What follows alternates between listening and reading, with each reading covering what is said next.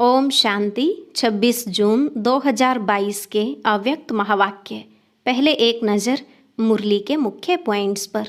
बाप दादा ने कहा, तपस्या का बल बहुत श्रेष्ठ बल है। तपस्या करना अर्थात राज्य अधिकारी बनना, और तपस्या अर्थात मैं बाबा का, बाबा मेरा। बाबा का बनने से तुम गुलाम से राजा बन गए हो। तो बीच बीच में यह चेक जरूर करते रहो कि गुलाम पने के संस्कार कभी इमर्ज तो नहीं हो जाते। तपस्या का प्रत्यक्ष फल है खुशी, तो निरंतर खुशी में नाचते रहो। सदा खुशी में नाचना और बाप के व अपने आदि अनादि स्वरूप के गुण गाना। अब तुम्हें करण करावनहार बाप मिला है, तो अपनी सारी जिम्मेवारी बाबा को दे दो। बुद्धि में रहे स्वयं सर्वशक्तिमान मेरा साथी है, मैं सिर्फ निमित्त हूँ। बाप के बजाय अपनी जिम्मेवारी समझेंगे तो माथा भारी हो जाएगा।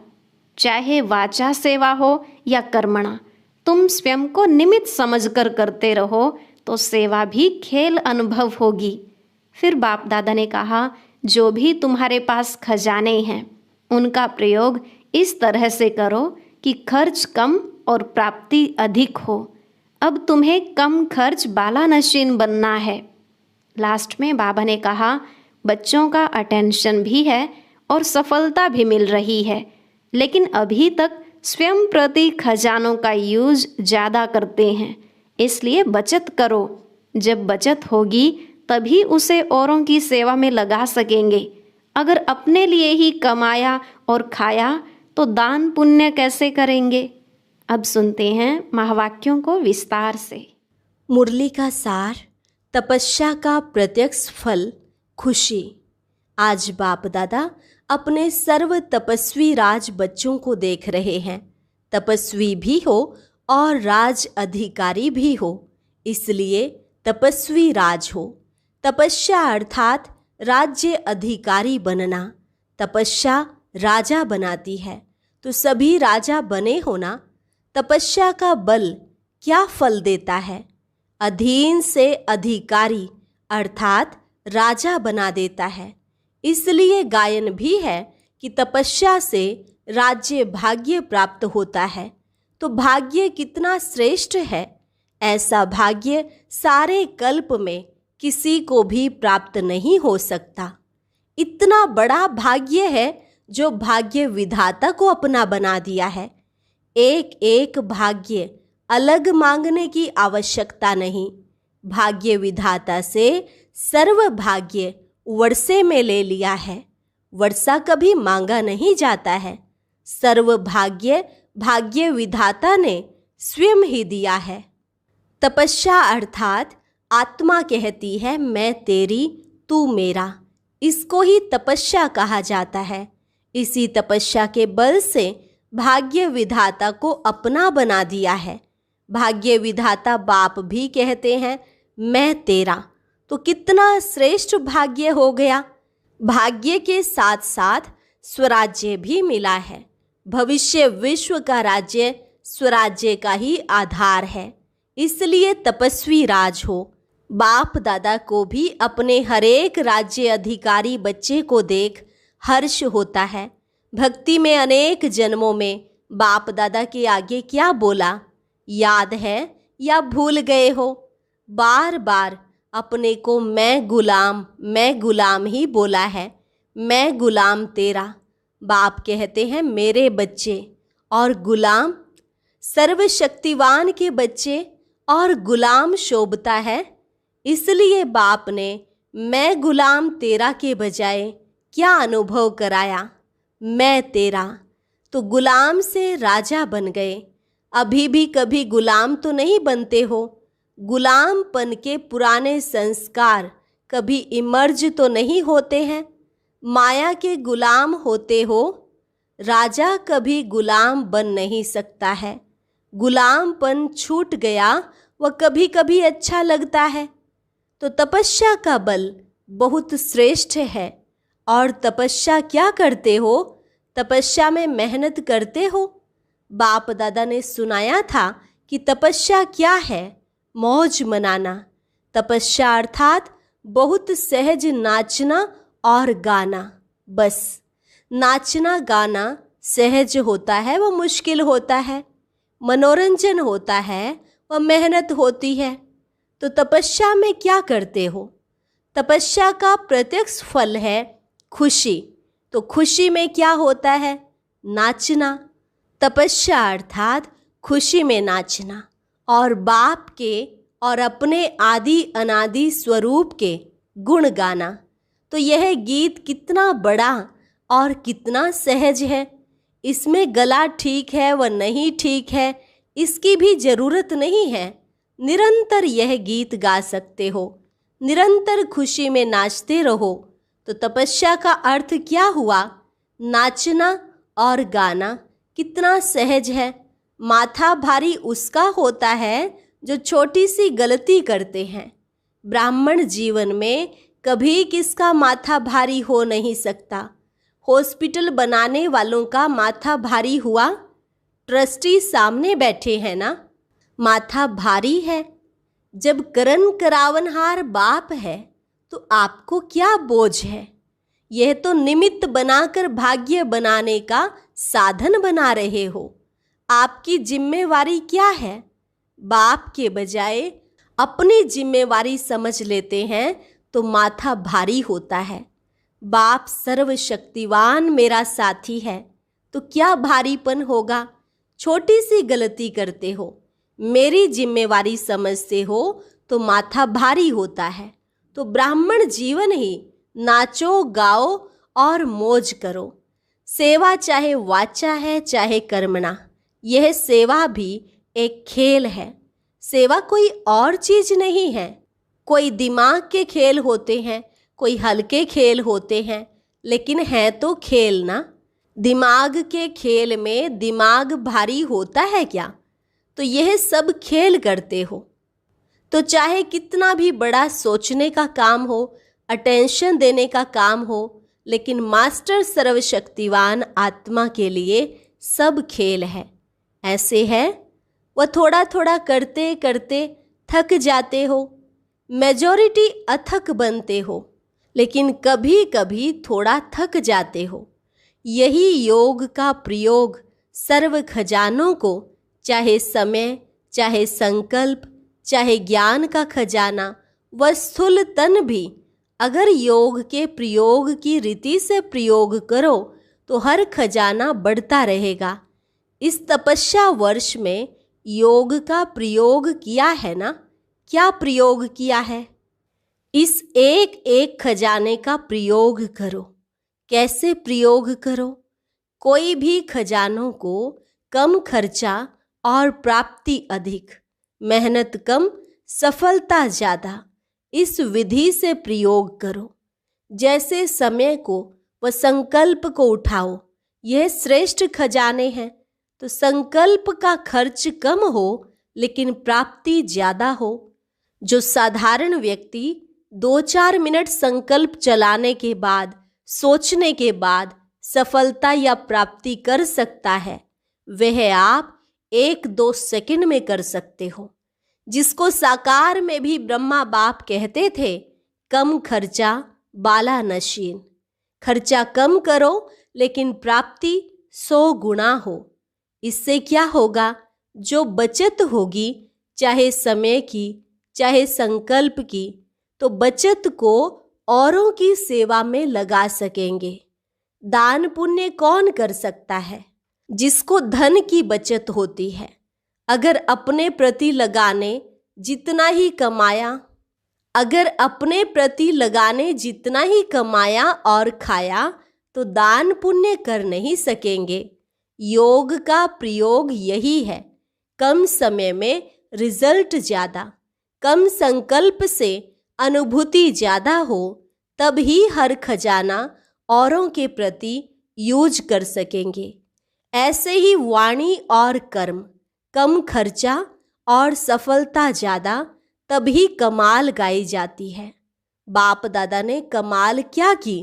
कितने थोड़े समय में क्या से क्या बना दिया।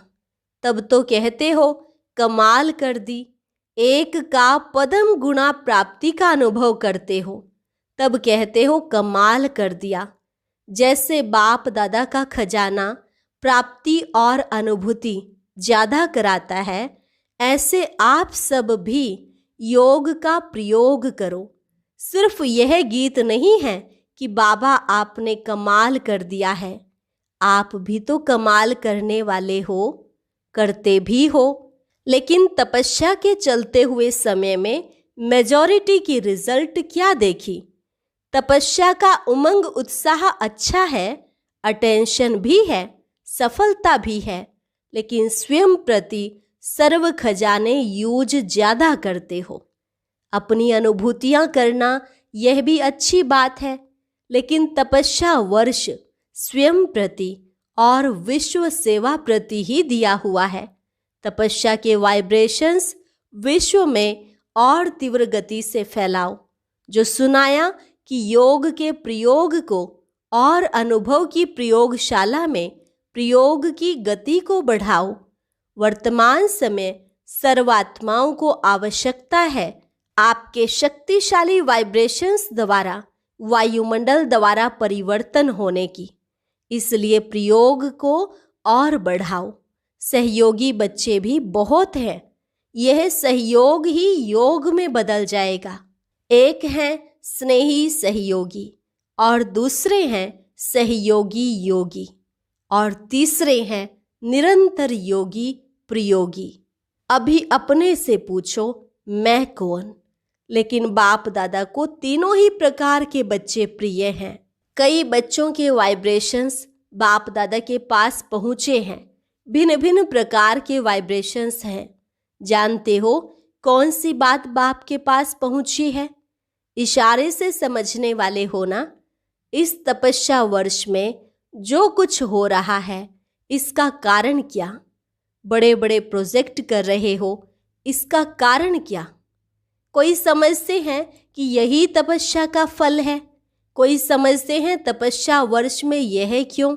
दोनों वाइब्रेशंस आते हैं, लेकिन यह समय की तीव्र गति और तपस्या के वाइब्रेशंस से आवश्यकता का पूर्ण होना, यह तपस्या के बल का फल है। फल तो खाना पड़ेगा ना।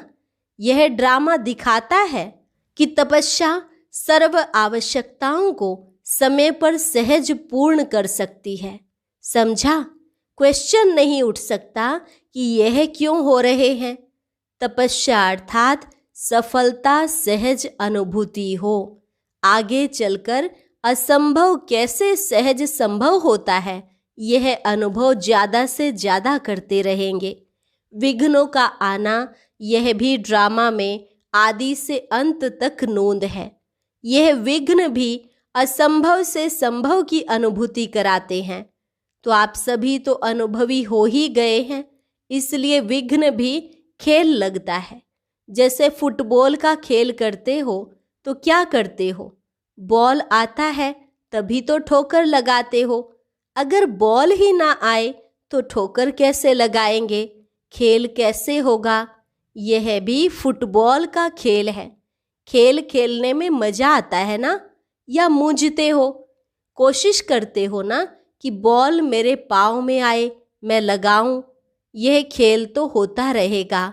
Nothing new. ड्रामा खेल भी दिखाता है और संपन्न सफलता भी दिखाता है। यही ब्राह्मण कुल की रीति रस्म है। अच्छा, इस ग्रुप को बहुत चांस मिले हैं। किसी भी कार्य के निमित्त बनना, किसी भी प्रकार की विधि से निमित्त बनना, अर्थात चांस लेने वाले चांसलर बनना। आज के विश्व में संपत्ति वाले तो बहुत हैं, लेकिन आपके पास सबसे बड़े से बड़ी संपत्ति कौन सी है जो दुनिया वालों के पास नहीं है? और उसी की आवश्यकता संपत्ति वालों को भी है तो गरीब को भी है। वह कौन सी संपत्ति है? सबसे बड़े से बड़ी आवश्यक संपत्ति है सिंपैथी। चाहे गरीब हैं चाहे धनवान हैं, लेकिन आज सिंपैथी नहीं है। सिंपैथी की संपत्ति सबसे बड़े से बड़ी है। और कुछ भी नहीं दो, लेकिन सिंपैथी से सबको संतुष्ट कर सकते हो। और आपकी सिंपैथी ईश्वरीय परिवार के नाते से सिंपैथी है, अल्पकाल की सिंपैथी नहीं। पारिवारिक सिंपैथी सबसे बड़े ते बड़ी सिंपैथी है और यह सबको आवश्यक है और आप सबको दे सकते हो। रूहानी सिंपैथी तन, मन और धन की भी पूर्ति कर सकती है। अच्छा, इस पर फिर सुनाएंगे। चारों ओर के तपस्वी राज, श्रेष्ठ आत्माएं सदा योग के प्रयोग द्वारा कम खर्च, सफलता, श्रेष्ठ अनुभव करने वाले, सदा मैं तेरा तू मेरा इस तपस्या में मगन रहने वाले, सदा हर समय तपस्या के द्वारा खुशी में नाचने और बाप और अपने गुण गाने वाले ऐसे देश विदेश के सर्वस्मृति स्वरूप बच्चों को बाप दादा का याद प्यार और नमस्ते। रूहानी बच्चों की रूहानी बाप दादा को नमस्ते नमस्ते, गुड मॉर्निंग। आज का वरदान, अपने चलन और चेहरे द्वारा भाग्य की लकीर दिखाने वाले श्रेष्ठ भाग्यवान भव। आप ब्राह्मण बच्चों को डायरेक्ट अनादि पिता और आदि पिता द्वारा यह अलौकिक जन्म प्राप्त हुआ है। जिसका जन्म ही भाग्य विधाता द्वारा हुआ हो, वह कितना भाग्यवान हुआ। अपने इस श्रेष्ठ भाग्य को सदा स्मृति में रखते हुए हर्षित रहो। हर चलन और चेहरे में यह स्मृति स्वरूप प्रत्यक्ष रूप में स्वयं को भी अनुभव हो और दूसरों को भी दिखाई दे। आपके मस्तक बीच यह भाग्य की लकीर चमकती हुई दिखाई दे, तब कहेंगे श्रेष्ठ भाग्यवान आत्मा। स्लोगन, योगी तू आत्मा वह है जो अंतर्मुखी बन लाइट माइट रूप का अनुभव करता है। योगी तू आत्मा वह है जो अंतर्मुखी बन लाइट माइट रूप का अनुभव करता है। अच्छा, और अब सुनते हैं आज का अव्यक्त ज्ञान मोती। ये एक बहुत संस्कारितापूर्ण वीडियो है, जरूर देखें, कोई भी मिस ना करे।